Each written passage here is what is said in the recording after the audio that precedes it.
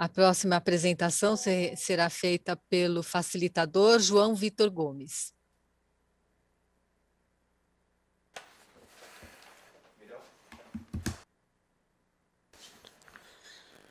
Olá, boa noite, bom dia. Meu nome é João Vitor, eu sou designer de produtos, professor universitário e pesquisador das potencialidades do bambu no desenvolvimento de produtos e construções mais sustentáveis.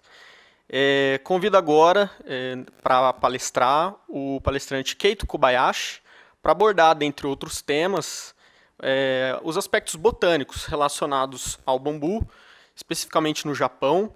Keito vai falar a partir do Japão, e que o Japão, que já possui uma reconhecida tradição, né, no uso do bambu a longo tempo.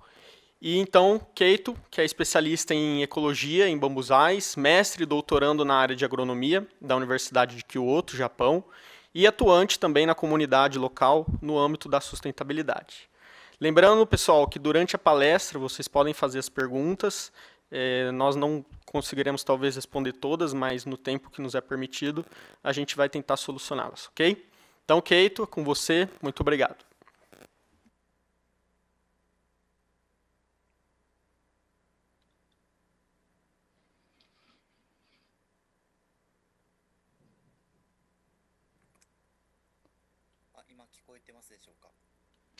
Estão ouvindo? Obrigado pela apresentação. Eu sou Kobayashi, estou no Japão, então fazendo a apresentação do outro lado do mundo. Estou na minha casa, no Japão. Não sei se vocês estão enxergando o meu fundo. Estou num quarto tipicamente japonês. Só para provar para vocês que estou do outro lado do mundo. Então, a apresentação de hoje, a previsão é de aproximadamente 15 minutos. A apresentação está em português. Eu fiz o material, obviamente, em japonês. Então, eu estou com a minha apresentação original em japonês em mãos e vou passando os slides. Tá? Então, eu já peço desculpas se eu acabar ficando confuso em algum momento.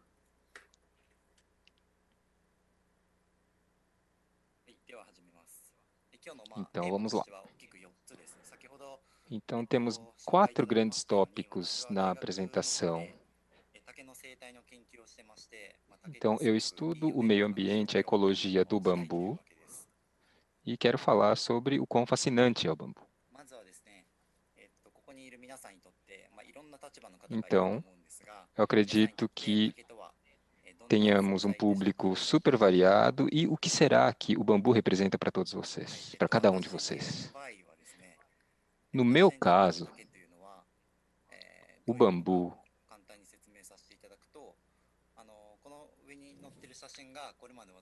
as fotos aqui em cima são algumas fotos das minhas atividades. Por exemplo, nós temos uma floresta de bambu, o florescer do bambu, e também temos técnicas tradicionais aproveitadas de uma forma mais moderna. Então, são alguns exemplos da minha relação com o bambu. Então, o bambu, para mim, tem esses 2 grandes aspectos, ou seja, parece árvore, parece mato.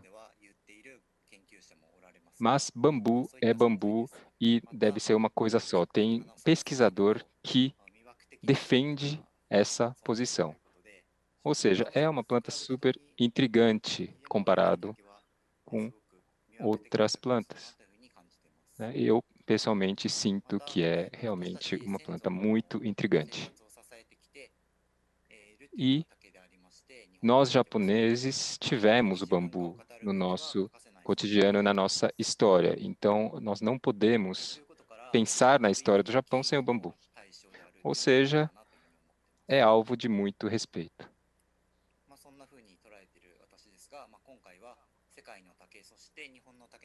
E vamos falar então o bambu no mundo e também sobre o bambu japonês.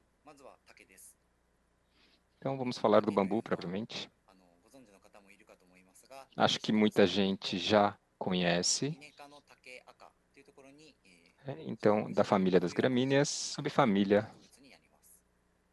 Bambusoideae. O mapa mundi aqui à direita mostra que ele está espalhado nas florestas e campos de zonas tropicais e temperadas. O gráfico aqui mostra que o Brasil, na parte sul, representa um grande pedaço, e o Japão está no pedaço aqui do norte. E no mundo todo, nós temos 120 gêneros, 1.500 espécies, aproximadamente.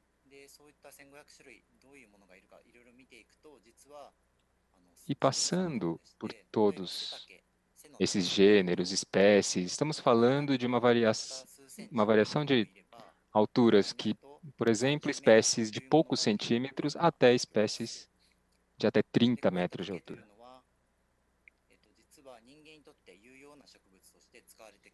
Agora, todos esses bambus foram sim utilizados pelos humanos e considerados vegetação útil, temos 15%.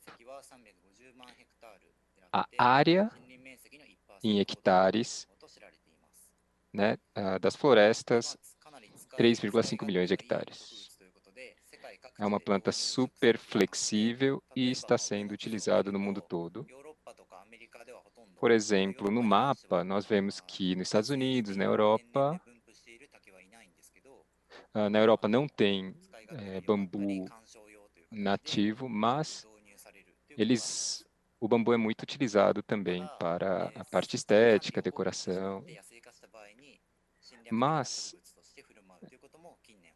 se deixado de lado, ela entra nesse estado selvagem e acaba virando uma planta invasora.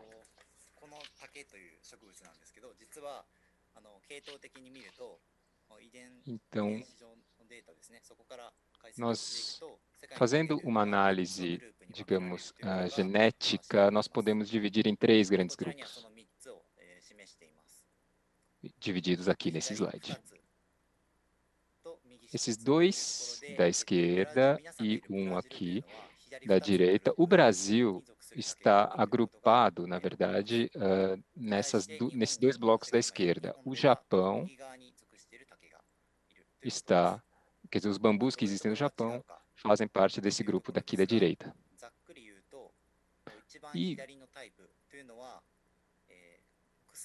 aqui no canto esquerdo é mais próximo, né, de grama, de planta, é não lenhoso. E tem uma vida muito curta. No meio, eu acredito que seja o bambu mais utilizado no Brasil. É lenhoso, entorcerante, uma vida longa, raramente floresce e é muito alto. É um tipo que floresce uma vez a cada muitos anos. É um grupo de bambu entorcerante. E no Japão, nós temos esses bambus alastrantes e as florestas têm mais esse perfil. No máximo, até 120 anos de vida, até o momento que eles florescem e secam. E também tem um só ciclo de reprodução. Acho que são esses os grandes agrupamentos. Eu acredito que no Brasil, essa espécie do meio seja mais comum. Voltando para os bambus japoneses, nós estamos falando de mais ou menos 100 espécies em 2 grupos. Primeiro, os bambus de até 5 metros de altura maioria geração espontânea, é mais conhecido no Japão como Sasa ou Shino. Outro grupo acima de 10 metros, que é resultado de plantio e cultivo, e os japoneses chamam isso de take. A minha apresentação está focada nesse segundo grupo.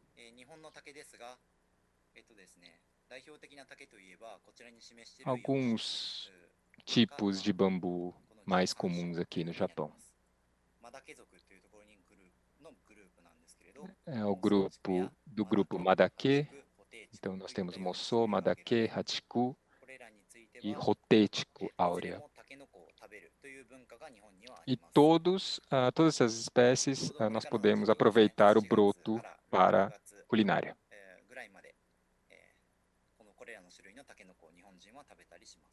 Então, o japonês aproveita a fase desses brotos para usar na culinária. E falando dessa relação super estreita que o japonês tem com o bambu, então aqui de uma forma simplificada nós temos aqui os ideogramas japoneses que utilizam uma parte que faz referência ao bambu e nós vemos que essa grande quantidade de ideogramas com a escrita bambu no meio mostra essa relação estreita no dia a dia dos japoneses. Então, temos a culinária, temos estrutura para paredes de barro, artigos domésticos, diques, estruturas fluviais, estética, de apreciação e também cerimônia do chá. Eu acredito que algumas dessas utilizações sejam comuns no Brasil também. Agora, falando do Japão, o modo de vida do japonês tem mudado e o uso do bambu tem diminuído com o uso dos plásticos. E o que acontece? Aqui à esquerda, nós temos uma floresta de bambu super bem cuidada e aqui uma floresta, digamos, largada, abandonada. E claro que o estado natural do bambu é a foto da direita.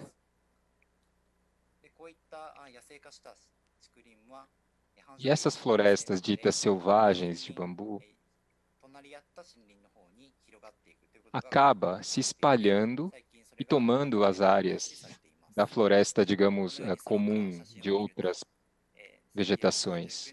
Então, nós temos aqui de 79 até 2012 e vemos que a floresta de bambu se espalha. O Japão está num processo de cada vez menos habitantes e isso acaba afetando também nessa gestão das florestas de bambu e do próprio uso de bambu. Então, estamos numa era em que precisamos de maior planejamento e formas mais eficientes de uso do bambu. Então, nós vemos aqui essa visão clara, de uma floresta de bambu moçô quase tomando essa montanha inteira, essa floresta inteira. Então, a grande motivação da minha pesquisa é saber como vivem esses bambus ditos selvagens. É claro que eu não posso entrar nos mínimos detalhes, mas a foto à direita mostra uma floresta abandonada. Então, como elas vivem? Qual é a ecologia delas? Temos duas formas de crescimento. Primeiro é aqui o vegetativo, que são os brotos que vocês viram agora há pouco. Por décadas, eles passam por esse crescimento vegetativo e nós temos aqui o crescimento que é dito que a frequência, na verdade, é de uma vez em todo o ciclo de vida do bambu reprodutivo.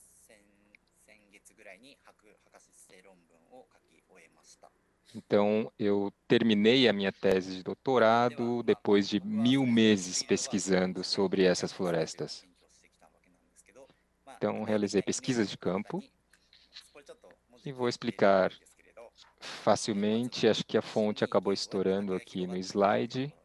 Então, como o bambu se espalha pela floresta? Então, nós vemos aqui uma floresta mista com outras vegetações. E é um ponto super interessante. Quando ela se assenta, o bambu se assenta, ele mantém, digamos, a pureza. Ele mantém a floresta só para o bambu. E eu coletei dados por mais uma década, eu aproveitei dados de mais de décadas para esclarecer como isso acontece e também o quanto a planta investe de recursos na parte subterrânea. Então, fizemos esse trabalho de, digamos, escavação que está na foto. Usamos também um guindaste para ver o ponto mais alto, 15 metros, né, de altura, e ver como os elementos da fotossíntese chegam até o solo. E também pesquisei sobre o que acontece com o bambu quando eles florescem.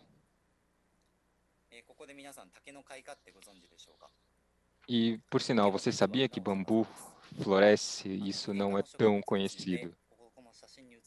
Como é uma gramínea, né? Então nós conseguimos ver que assim não é uma flor muito chamativa, mas é uma flor aqui na foto.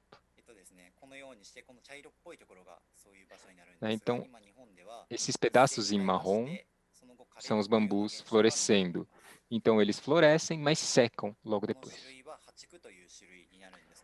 O foco do levantamento foi em cima da espécie Hatiku, e existem muitos registros de florescimentos passados. Aqui na tabela à esquerda, eu compilei. Então, são pesquisadores, na verdade, esse levantamento foi feito por um pesquisador de mais de século atrás. E ele foi levantando e marcando e identificando uma frequência do florescer, que é de cerca de 120 anos. E o mais recente foi em 1908, que coincide com o período das primeiras imigrações dos japoneses ao Brasil. E o florescimento do século está acontecendo nesse momento, conforme essa frequência. Então, eu me deparei com esse levantamento quando eu estava no meu mestrado. Né? Agora, se os bambus acabam florescendo, isso acaba afetando os produtores dos brotos de bambu. E também o pessoal que aproveita o bambu como material. Então, quando floresce, isso causa uma grande preocupação em vários elementos, várias pessoas do universo do bambu. E nós temos aqui, montamos um network e estou coletando essas informações de florescimentos. Eu acredito que no Brasil também tenha essa espécie Hatiku. Eu queria, né, na verdade, perguntar para vocês se vocês viram algum Hatiku aqui no Brasil florescer. Tá, então, grosso modo, essa é a minha atividade para entender a vida, o ciclo de vida do bambu. E para finalizar,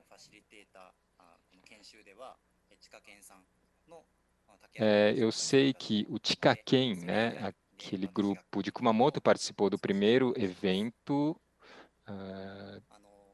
dos facilitadores e, baseado nisso, eu selecionei alguns usos do bambu. Então, em Kyoto, nós temos vários templos e santuários, e toda vez que visitamos um desses lugares, nós conseguimos identificar um uso muito grande de bambu, seja para festividades e também para decoração. Também um exemplo de Kyoto, nós temos essas áreas de produção de broto de bambu, né? E estamos entrando no período da colheita logo mais. E também temos no universo do bambu, houve um boom, uma moda do bambu, parece que deu uma caída, mas aqui, por exemplo, nós temos uma cena de um leilão de bambu. E existe todo o movimento para, né, recuperar esse boom, recuperar esse embalo. E eu também participo, usando essa tecnologia tradicional de represamento de rios, e nós montamos isso no rio Kizugawa. Então, essa também é uma forma de aproveitar o bambu. Aqui também a fonte acabou saindo.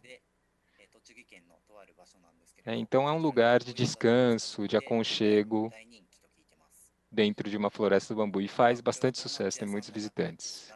Aqui é uma loja de donuts, onde o bambu é utilizado como objeto de decoração. Então, como vimos, os tempos mudam, e no Japão e no mundo, as formas de usar o bambu vêm se transformando. Em tempos como esse, eu continuo pesquisando sobre a ecologia do bambu e também quero ser uma ponte que conecta as pessoas que vivem nesse universo do bambu. Então, foi uma apresentação bem simples, mas muito obrigado. Legal, Keito. Muito obrigado por compartilhar as experiências que vocês têm aí no Japão conosco. E apesar da gente ainda estar começando nessa área do bambu, aplicação do bambu em produtos e construções, a gente tem muitos processos semelhantes. Então, uma pergunta que nos surgiu aqui, que é o que a gente vai ter tempo para responder, é em relação à contenção de bambus alastrantes, né? Nós temos dois tipos aí, os entoucerantes e os alastrantes. E a pergunta, então, da Juliana, lá no sul, litoral sul de São Paulo, ela quer plantar bambu, então a dúvida dela é como conter uma floresta de bambu alastrante, porque ela tem interesse em plantar lá no litoral do sul de São Paulo, como uma possibilidade natural para arquitetura e alimento em terra de recursos limitados. Então, se você puder compartilhar aí os métodos que vocês usam, as ferramentas para conter, seria bacana.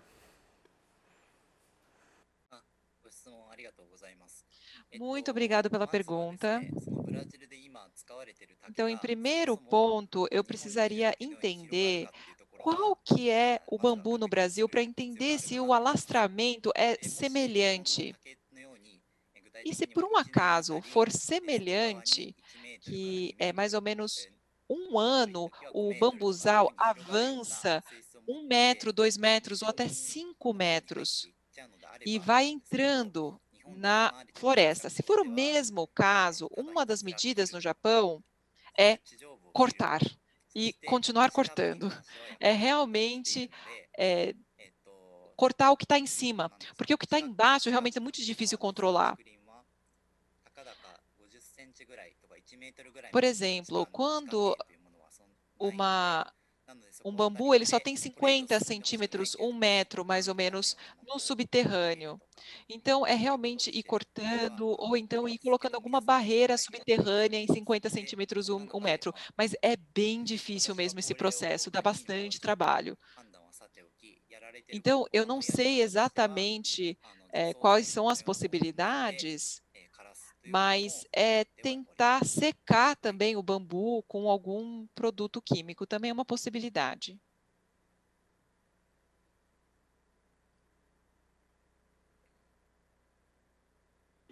Beleza. Muito obrigado, então. É o tempo que a gente tem aí. Passo, então, para o próximo palestrante. Boa noite, bom dia para todos. Obrigada, Keito Kobayashi. Obrigada, João. Vamos, então, dar sequência.